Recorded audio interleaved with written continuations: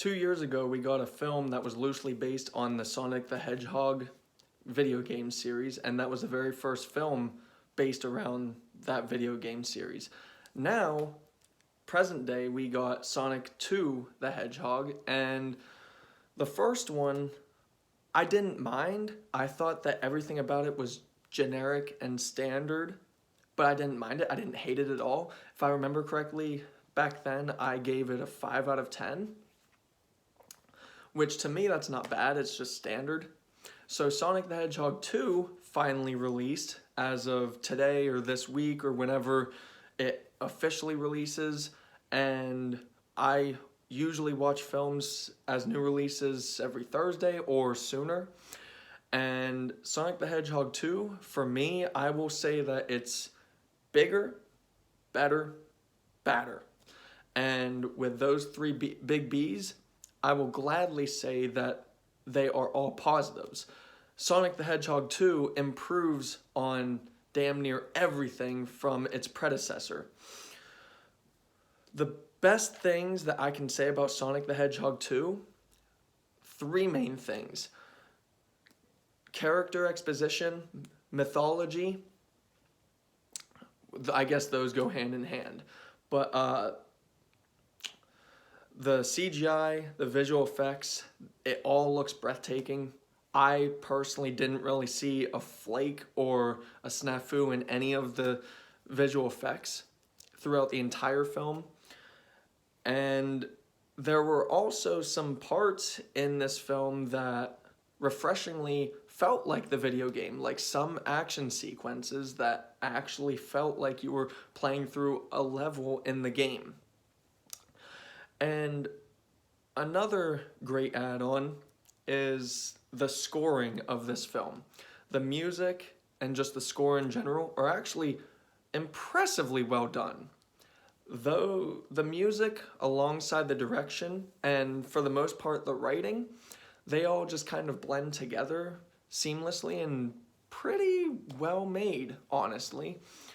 The performances are better from the actors and actresses in the film itself, as well as the voice actors. They're all significantly better from the first one. There are still some parts like James Marsden just kind of, especially with his intro, he still just kind of played wooden and dull. But then by the end of the film, every actor and actress did their part as, I would say, as well as they could. Jim Carrey always steals the show, especially in the Sonic films. Now, with that being said, I personally thought that his performance and his character in the first Sonic the Hedgehog were a lot better and just better written, and just overall his villain, Dr. Robotnik, and his performance, I just think that it meshed better in the first one. That's not to say that his villain in this one, the second one, the sequel, is terrible, because it's not. He does a really good job, it's Jim Carrey, but there are times in Sonic the Hedgehog 2 where his performance is kind of Jim Carrey-ish. It's just kind of there, over the top, you're expecting it. So, now we get into the story and everything. And the big positives with the story that I really appreciate, honestly, this is a kid's film through and through. There are a lot of jokes in this film, and I would say gladly at least 80% of the jokes actually work. Some of them I didn't really care for. They're not really meant to be. Some of them were farting jokes, and they're just kids' film. But above all, I would say the humor was mostly well done. I laughed a lot in this film, just not really throughout the entire film. You know, I would laugh, say, in a whole 10-minute section, and then a couple groans for a couple minutes, and then another whole section I would laugh throughout. So the story and the storytelling and the story plotting of this film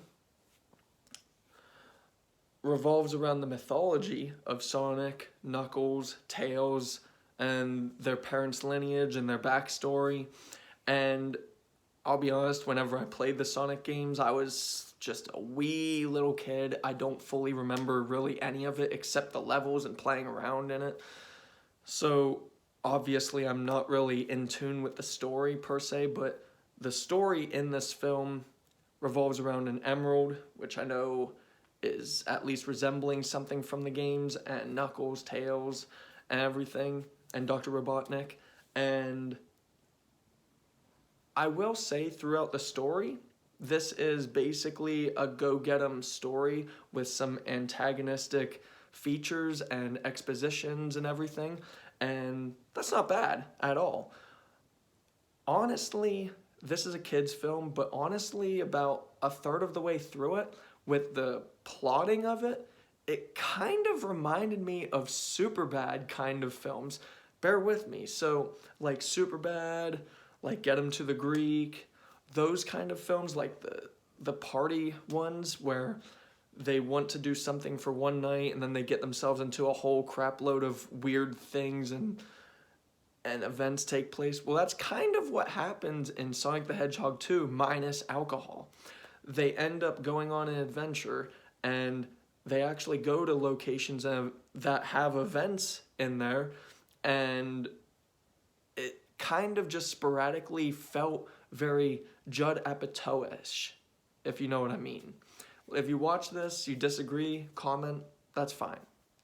Now, after those kind of sequences, we got adventure sequences that honestly felt a lot like the Uncharted video game and film sequences, where it's an adventure and you're going into tombs and you're going to uncover things and get through maps and locations and have to go through all these puzzles and everything.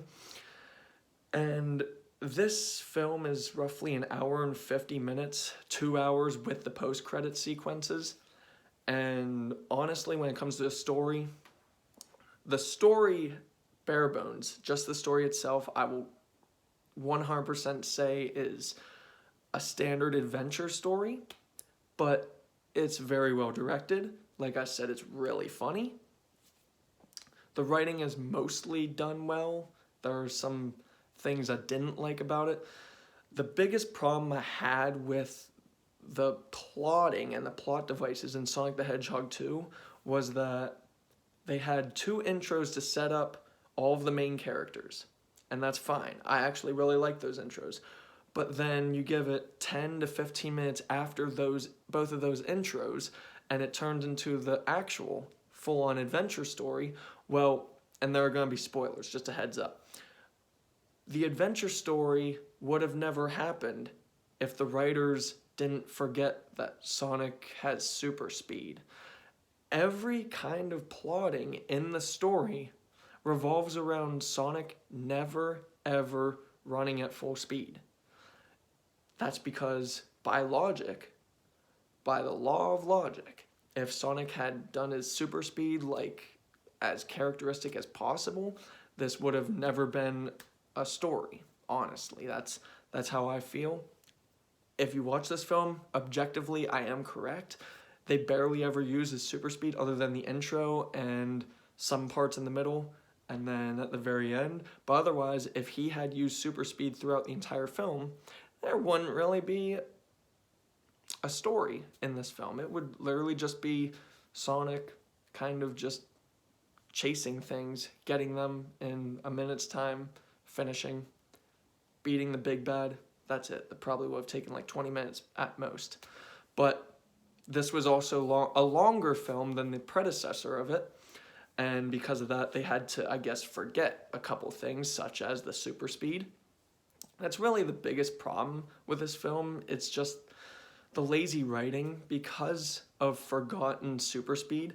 Outside of that, if you just watch this film just as is, the story is fine, the writing is fine, it's nothing spectacular. There are a couple heartfelt moments. Not really any of them earned, even though it's an almost 2-hour film. They don't really linger on many scenes. They linger on a lot of sequences, but not really any emotional heft to provide any kind of benefit for the emotional events. There isn't really any impactful scenes like they wanted. They have emotional scenes, they just don't really feel sold to us. And overall, for this film, I would say the best parts, CGI. CGI, the mythology, the lore, the score above all. The music in this is brilliant. And the placing of the score, brilliant. The bads, mainly the story. Sometimes pretty bad acting still. Just forgotten pieces in the writing. So overall for me, and this was also way too long. I would say this lost steam at about the hour and 25 minute mark. If this had been an hour and a half, this probably would have been an 8, maybe a 9. But overall for me, I was sitting the whole way through this film on a 7. 7 out of 10, Sonic the Hedgehog 2. Thank you.